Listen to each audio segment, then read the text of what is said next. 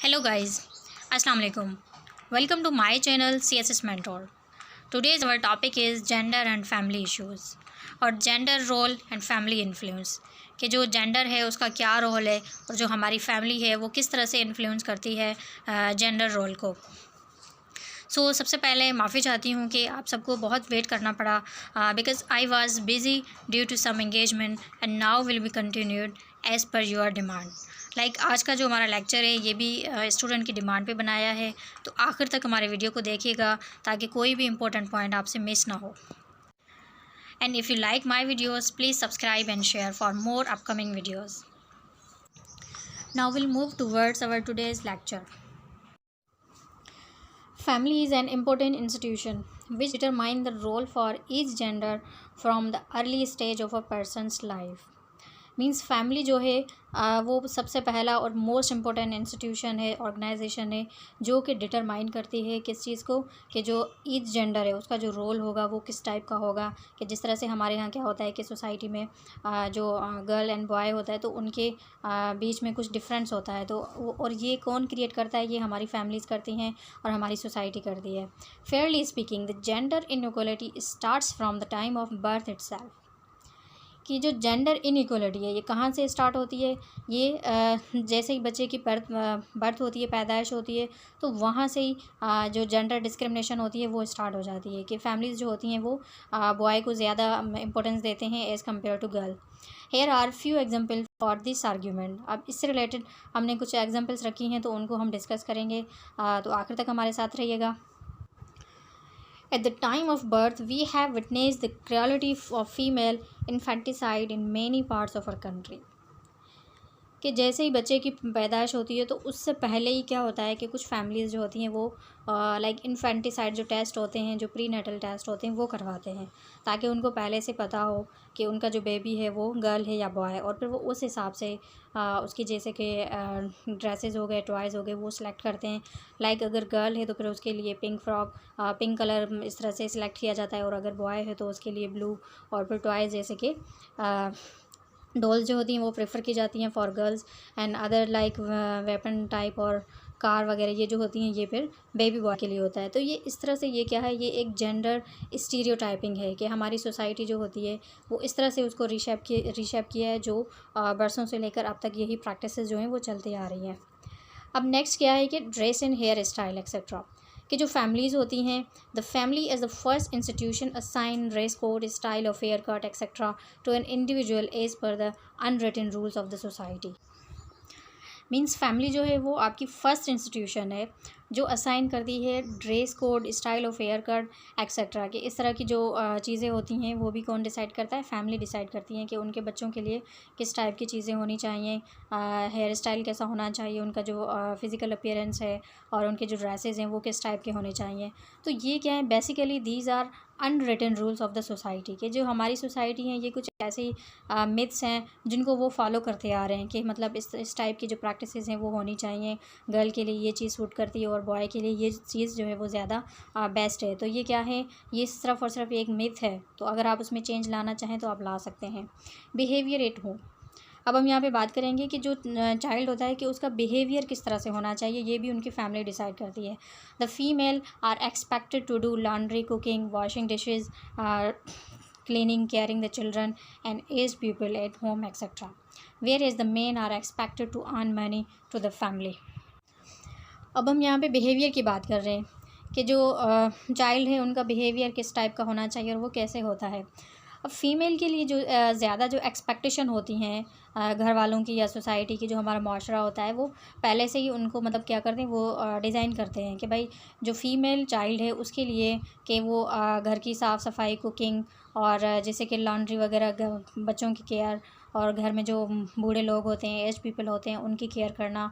तो ये चीज़ें जो होती हैं वो प्री डिसाइडेड होती हैं कि जो फ़ीमेल चाइल्ड होगा उसको इस तरह की जो चीज़ें हैं, इसकी जो एक्टिविटीज़ हैं वो परफॉर्म करनी होगी। और जो मेन होता है उसके लिए वो ये एक्सपेक्ट कर रहे होते हैं कि ये क्या करेगा, ये मनी अर्न करेगा टू द फैमिली, कि वो फैमिली को सपोर्ट करने के लिए वो बाहर जाके पैसे कमाएगा। अब मैरिज, अब हम यहाँ पे बात करेंगे मैरिज के हवाले से। In the system of marriage, also there can be seen so many inequalities based on gender. Age for marriage, dowry, living at husband home. अब अगर हम यहाँ पे शादी की बात करें, जो फीमेल होती है तो उसके लिए उसकी फैमिली डिसाइड करती है कि इसकी शादी किस जगह होनी चाहिए, आया फैमिली में हो या फिर आउटसाइड द फैमिली हो, किसी दूसरी कास्ट में। तो कास्ट सिस्टम भी हमारे यहाँ बहुत ज़्यादा होता है। तो ये आप इन सारी चीज़ों को एनालिसिस कर सकते हैं। जैसे कि जो हमारा पाकिस्तान है, तो पाकिस्तान में इस टाइप की जो प्रैक्टिसेस हैं ज़्यादातर जो होती हैं वो कंज़र्वेटिव जो माइंड सेट है, जो बलोच पीपल हैं उनकी साइड, या फिर जैसे कि जो इंटीरियर सेंस टाइप हो गया, तो वहाँ पे ये चीज़ें हमें ज़्यादा देखने को मिलती हैं। तो वहाँ पे कम उम्र की शादी होती है और वहाँ पे जो औरत है उसके राइट्स वायोलेट होते हैं।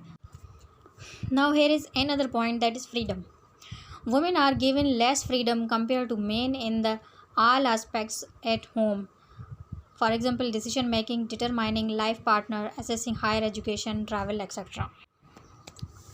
जी व्यूअर्स, अब हम यहाँ पे फ्रीडम की बात कर रहे हैं कि जो फ्रीडम के हवाले से बात की जाए तो जो हमारी वुमेन है उसको बहुत कम फ्रीडम दिया जाता है, स्पेशली डिसीजन मेकिंग के हवाले से, कि अगर कोई भी उसे डिसीजन लेना हो या फिर डिटरमाइनिंग लाइफ पार्टनर कि वो किस बंदे से शादी करना चाह रही है, तो उसके पास ये राइट नहीं होता। और अगर हम बात करें बॉय की, तो उसके पास ये राइट होता है कि वो अपनी पसंद से, अपनी ख्वाहिश से वो कहीं भी शादी कर सकता है। लेकिन अगर हम गर्ल की बात करें, लड़की की बात करें, तो उसको ये राइट नहीं दिया जाता। असेसिंग हायर एजुकेशन, और ना ही उसके पास ये राइट होता है कि वो आगे ज़्यादा पढ़ सकती है, एंड ट्रैवल एक्सेट्रा, कि अगर वो ट्रैवल करना चाहती है तो उसके लिए भी उसके पास इतना राइट नहीं होता। तो जो वुमेन है उनके पास फ्रीडम नहीं होता एज़ कम्पेयर टू मैन।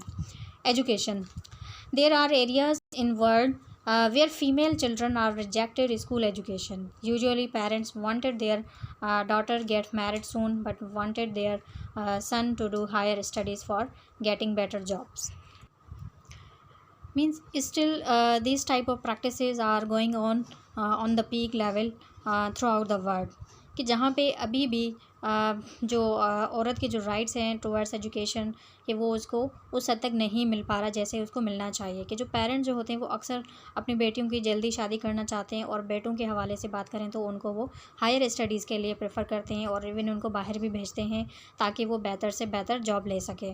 तो इस टाइप की जो जेंडर इनइक्वलिटी है ये अभी भी, कि जैसे कि हम कहते हैं कि we are existing in the age of science and technology, or we can say in the 21st century, but still there are some conservative mindsets and stereotyping society who are following, and resulting women are suffering on the higher level, like forced marriage or early marriages, or we can say gender inequality in all ways and means. Now here is another example related to gender and family issues, that is job expectations.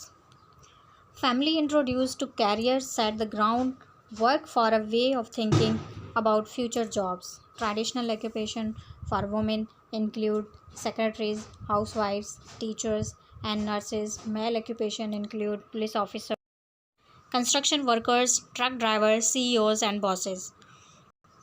अब starting से ही क्या होता है कि जो job expectation होती हैं वो भी पहले से ही डिसाइडेड होती हैं, कि अगर फ़ीमेल होगी अगर, तो उसके लिए जो एक्यूपेशन होगा या तो वो टीचर बनेगी या हाउसवाइफ तो उसका समझे कोई एक मुकद्दर है। उसके बाद क्या होगा कि नर्स बनेगी। तो इस टाइप की जो जॉब एक्सपेक्टेशन होती हैं तो वो पहले से ही प्री डिसाइडेड होते हैं।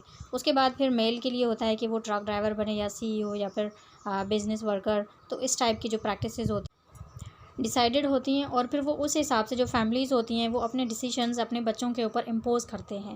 मतलब सम टाइम ये भी होता है कि उनकी विलिंगनेस को नज़रअंदाज किया जाता है। कुछ ऐसी पढ़ी लिखी फैमिलीज़ हैं जो उनको फेवर देते हैं, उनको फुल फ्रीडम देते हैं कि वो जिस तरह से चाहें वो अपनी लाइफ को सर्व कर सकते हैं।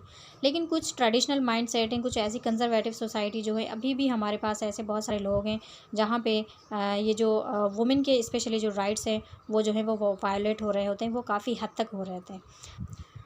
तो आज के लिए इतना ही। उम्मीद करती हूँ कि ये लेक्चर आपके लिए काफ़ी इन्फॉर्मेटिव होगा और हेल्पफुल रहेगा for all type of competitive exam. Thank you for watching.